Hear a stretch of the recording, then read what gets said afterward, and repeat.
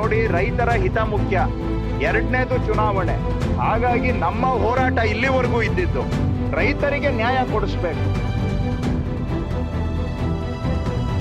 ಈಗ ಕೇಂದ್ರ ಸರ್ಕಾರದವರು ಇಂದು ಗೌರವಾನ್ವಿತ ಸುಪ್ರೀಂ ಕೋರ್ಟ್ನಲ್ಲಿ ಅವರ ಪರವಾಗಿ ವಕೀಲರು ಹೇಳಿದ್ದು ಚುನಾವಣಾ ಆಯೋಗದವರು ಕ್ಲಿಯರ್ ಮಾಡಿದ್ದಾರೆ ಅನ್ನುವಂಥದ್ದನ್ನ ಅವರೇ ಹೇಳಿದ್ದಾರೆ.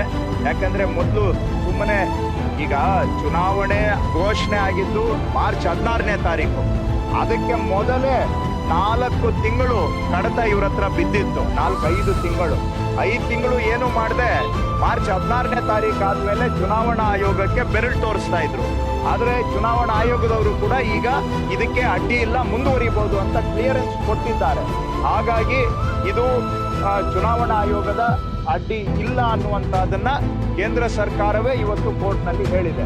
ಮುಂದುವರೆದು ಚುನಾವಣೆಗಳ ಮೇಲೆ ಏನ್ ಪ್ರಭಾವ ಆಗುತ್ತೆ ನೋಡಿ, ರೈತರ ಹಿತ ಮುಖ್ಯ, ಎರಡನೇದು ಚುನಾವಣೆ. ಹಾಗಾಗಿ ನಮ್ಮ ಹೋರಾಟ ಇಲ್ಲಿವರೆಗೂ ಇದ್ದಿದ್ದು ರೈತರಿಗೆ ನ್ಯಾಯ ಕೊಡಿಸ್ಬೇಕು, ರೈತರಿಗೆ ಕಷ್ಟ ಕಾಲದಲ್ಲಿ ಪರಿಹಾರ ಸಿಗಬೇಕು. ಇದರಲ್ಲಿ ರಾಜಕೀಯಕ್ಕಿಂತ ಮುಖ್ಯವಾಗಿ ಸಮಸ್ಯೆ ಇದ್ದಾಗ, ರೈತರು ಕಷ್ಟದಲ್ಲಿದ್ದಾಗ ನೆರವು ಸಿಗಬೇಕೆ ಬಿಟ್ರೆ ಯಾವಾಗೋ ನೆರವು ಕೊಡುವಂತಹದ್ದು ಯಾವಾಗೋ ಕೊಟ್ಟರೂ ಕೂಡ ಅದು ಪ್ರಯೋಜನ ಆಗೋದಿಲ್ಲ. ಅವಶ್ಯಕತೆ, ಅಗತ್ಯತೆ, ಅನಿವಾರ್ಯತೆ ಇದ್ದಾಗ ಪರಿಹಾರ ಸಿಗಬೇಕು ಬಿಟ್ರೆ ಆ ಕಾಲ ಮೀರೋದ್ಮೇಲೆ ಪರಿಹಾರ ಕೊಟ್ರೆ ಏನ್ ಪ್ರಯೋಜನ? ಹಾಗಾಗಿ ಇದಕ್ಕೆ ಚುನಾವಣೆ ಮೇಲೆ ಯಾವ ಪ್ರಭಾವ ಆಗುತ್ತೆ ಅನ್ನೋದು ಮುಖ್ಯ ಅಲ್ಲ.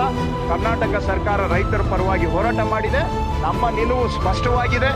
ಅದು ಚುನಾವಣೆಯಲ್ಲಿ ಯಾರಿಗ ಅನುಕೂಲ ಆಗುತ್ತೆ ಅನಾನುಕೂಲ ಆಗುತ್ತೆ ಮುಖ್ಯ ಅಲ್ಲ, ರೈತರಿಗೆ ತಕ್ಷಣ ಪರಿಹಾರ ಸಿಗಬೇಕು. ಈ ವಿಷಯದಲ್ಲಿ ನಮಗೆ ಸ್ಪಷ್ಟತೆ ಇದೆ.